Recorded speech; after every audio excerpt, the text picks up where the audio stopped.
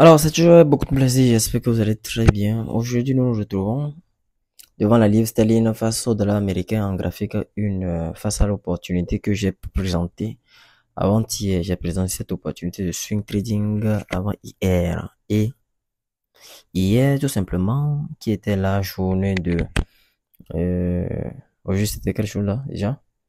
Voilà. Hier, tout simplement, qui était la journée de mardi, nous avons pris position et là, aujourd'hui, le marché a légèrement évolué. Nous dessinons ici un drapeau, voilà, un drapeau ascendant, synonyme de continuation à la baisse. Comme vous pouvez le constater, je descends en graphique 15 minutes pour qu'on constate ça ensemble. Voilà.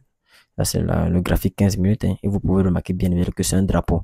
Après cette longue impulsion baissière, parce que souvent, quand le marché fait ce genre de scénario, ce genre d'impulsion comme cela, le marché a tendance plus tard à dessiner soit une figure de continuation de marché, ou soit a tendance à retracer fortement, Bon, en l'occurrence, dans ce cas-ci, dans cette tendance baissière, le marché nous a dessiné une figure de continuation de marché que vous pouvez repérer tout simplement le drapeau ascendant qui a pour objectif de continuer la tendance baissière tout simplement en allant bien sûr vers le bas en baisse. Voilà. Voilà. Mais il peut arriver des fois où le marché peut dessiner, non, pas peut dessiner, peut retracer fortement, en allant vers le haut et tout simplement ce retracement. Et ce retracement, nous pouvons déterminer ce retracement grâce à l'outil Fibonacci. Mais bon, là, ça c'est la time frame 15 minutes. Je reprends la time frame 1 heure. Bon, aujourd'hui nous allons faire vite, hein, puisqu'il n'y a pas beaucoup de temps. Bon, bref. Alors, à l'issue de la précédente vidéo, je vous avais dit que si les marchés évoluent un peu, nous allons déplacer notre SL, c'est-à-dire notre stop loss à moi.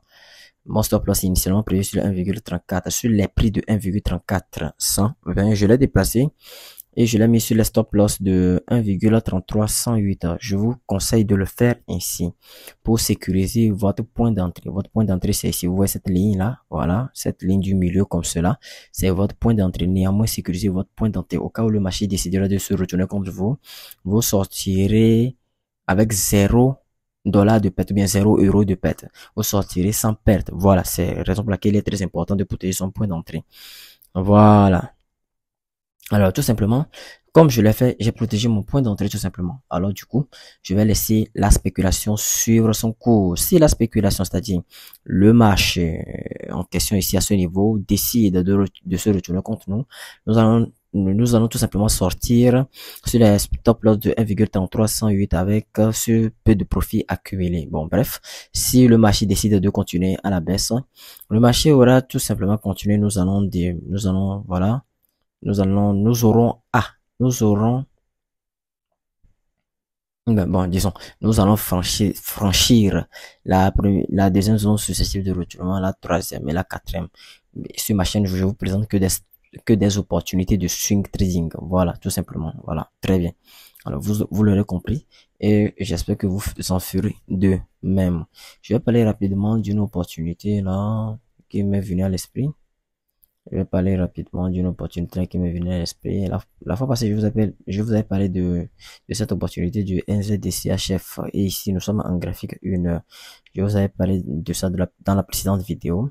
Là, une légère évolution de marché. Et qu'est-ce que nous pouvons constater?